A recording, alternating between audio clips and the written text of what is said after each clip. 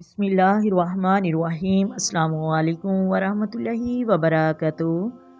محترم ناظرین، بے شک ہر شخص کی یہ خواہش ہوتی ہے کہ اللہ کریم اسے رزق کی وسعت نصیب فرمائے اور وہ مالدار بن جائے اور اسے رزق کی تنگی دور ہو جائے۔ رزق کی وسعت کے لیے مسنون وظیفہ ہے۔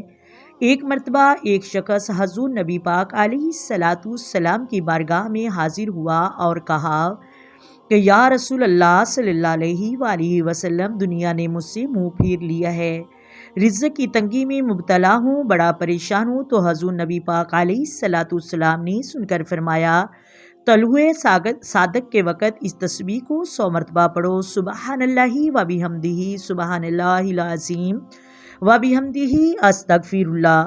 فرمایا کہ دنیا ذلیل ہو کر تمہارے پاس آئے گی۔ وہ شخص گیا اور جا کر تسبیح کو پڑھنا شروع کر دیا، اور پھر کچھ دنوں بعد حضور پاک کی مقدس بارگاہ میں حاضر ہوا اور عرض کیا کہ یا رسول اللہ صلی اللہ علیہ وآلہ وسلم، اللہ تبارک و تعالیٰ نے اتنا مال عطا فرمایا کہ سمجھ نہیں آتا اپنے مال کو کہاں رکھوں۔ بعض بزرگ فرماتے ہیں کہ فجر کی سنتوں اور فرضوں کے درمیان اس تسبیح کو پڑھا جائے تو بہت زیادہ فائدہ ہوتا ہے رزق کی وسعت کے لیے۔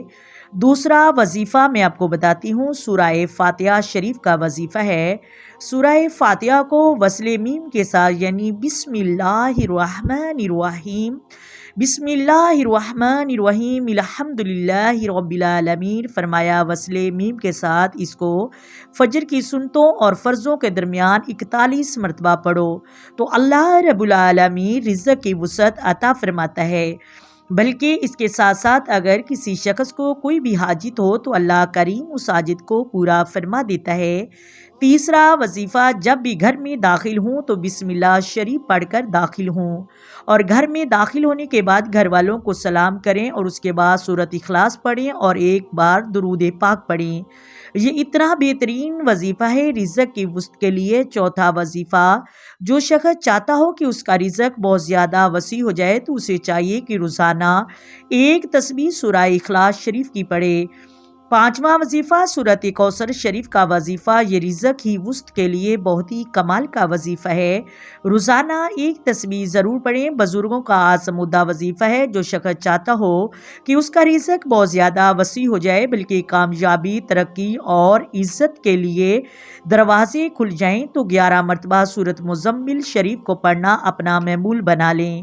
امید کرتی ہوں آپ کو ویڈیو کی سمجھ آ گئی ہوگی۔ اگر ویڈیو اچھی لگے پلیز ویڈیو کو لائک کر دیا کریں، شیئر کر دیا کریں اور چینل کو سبسکرائب کریں۔